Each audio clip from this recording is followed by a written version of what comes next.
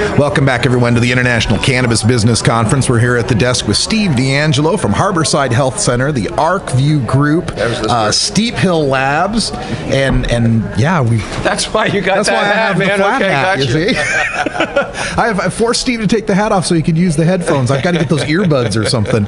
Welcome to the conference, and thanks for joining us. It's great to be here, Russ. You know, I'm so excited to have you here because the past week I have been ranting about the seeming lawlessness or rogue nature of the U.S. attorneys, particularly the Kettle Falls 5 case in Washington, and in your case, Harborside Health Center, Melinda Haig, still going after you, even though we pass this law that said we're not going to spend any money going after you guys? What part of no funds may be spent don't these people understand? It says no. That means that if you send a lawyer into the courtroom to make an argument, unless that lawyer is working on a volunteer basis, you are a criminal, lady. That's right. And we have this release. You guys have just put this out. California congresspersons say DOJ action is illegal. Representative Rohrabacher was already here at this conference speaking beforehand. And who else do we have signing it? Here's the letter itself. We've got Representative Sam Farr, Representative Dana Rohrabacher, Representative Barbara Lee. So a bipartisan situation here. Tell us a little bit about this letter. So this letter was issued late on Friday, and it says that the continued prosecution of Harborside by the DOJ is not consistent with the letter or the spirit of the law, and that DOJ has overstepped its bounds in this case. And by the way, it would apply equally to the Berkeley Patients Group case, which is almost identical to the Harborside case. We spoke with Amanda Ryman yesterday as well about that, and of course my neck of the woods up in the Pacific Northwest, the Kettle Falls 5 case is gaining a lot of attention. People that were, 5 people who were all patients, less than 15 plants apiece. There's 74, so they're one plant under, and yet the U.S. attorneys want to go after them. Do you have any idea? I mean, I guess you're not a mind reader, but why? What's their rationale for this? Why do they think they can continue to get away with this? Just because they have been? Well, Russ, for some of us on both sides of this thing, it's going to be a fight to the death. Yeah.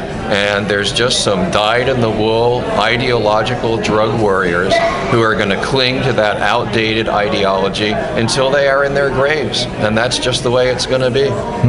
Moving forward, of course, everybody's got their eyes on California now for 2016, saying the feeling is that there's an inevitability to this. How do you feel about legalization's chances for 2016, and have you been working with some of the groups that are trying to make that happen? I think that we will certainly put an adult use measure on the ballot in 2016.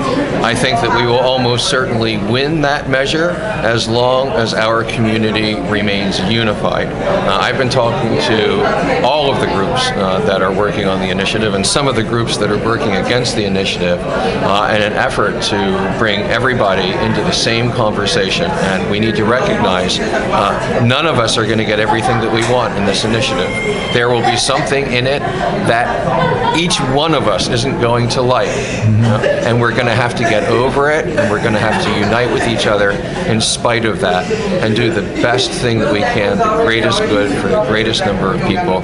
We can't lose it this time. I hear you. We've got another aspect of this that is near and dear. Well, I shouldn't say dear, but this is something I should ask you about, and that is the 280E situation and what's happening at the federal level to allow businesses like yours and many of the ones that are here at this conference to be able to deduct the expenses that every regular business gets to deduct. What's the latest on that? So, 280E still remains a dagger at the throat of the entire industry. It basically says that you can't take any of the normal, usual deductions that every other business in America can take, and you're taxed on your gross revenue. If the IRS strictly applied 280E in every case, it would lead to the closure of every single cannabis business in the United States of America. In fact, what it seems like they're doing is really using 280E not so much to close down cannabis businesses as to wring an extraordinarily large amount of tax revenue out of those businesses to make sure that they don't have the resources that they need to really grow and to really thrive and possibly acquire some political power and political voice. So it is a huge problem because established cannabis companies like Harborside could be facing contingent liabilities of multi-million dollars. And now we have investors looking at the industry, and they don't really like to see millions of dollars in contingent liabilities on balance sheets. Absolutely correct. And interesting, too, bringing up the point of there being a tendency to want to throttle our political power through attacking us for our size and our money. In fact, I believe that's what Melinda Haig said she went after you for, was, well, you're so big, obviously there must be something wrong going here. Yeah, before Melinda came after Harborside, she'd closed down 600 other dispensaries supposedly because they were too close to a school. And then she targeted us, and, well, we're not too close to anything, so she couldn't say that. So I was, oh, you're too big. Yeah. Right? Well, gee, it's not like I, took a stick and beat patients over the head to get them in the door, Right. The reason we're big is because we do a really good job, and a lot of patients want to come to Harborside. I learned a long time ago not to expect reason or logic from the drug warriors. There we go.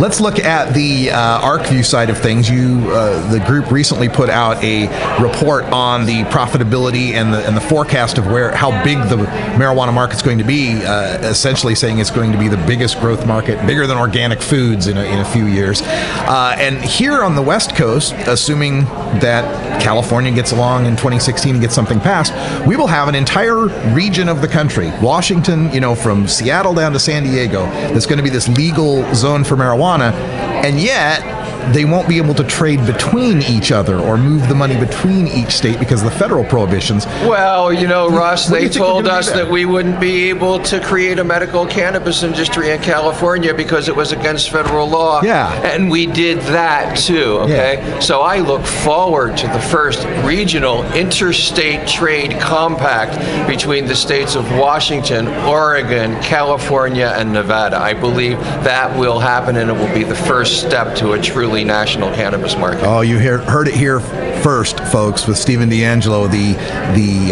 Western Free Trade Marijuana Zone, Cannabis Zone, whatever we end up calling it. I think that'll be wonderful. I know you have a ton of interviews to get to. I want to thank you for joining us here on the show. And just real quick for the folks, obviously everybody should have the websites and the Twitters, but for the few who might not, tell them how they can get in touch with you and learn more. Sure. If you'd like to get in touch with me or learn more about my work, you can go to stevedeangelo.com or to harborsidehealthcenter.com or on Twitter @SteveDeAngelo. Thanks so much, Steve, for joining us and all the work you're doing to make this a more free country. Appreciate it. Enjoy the conference. And we'll do that.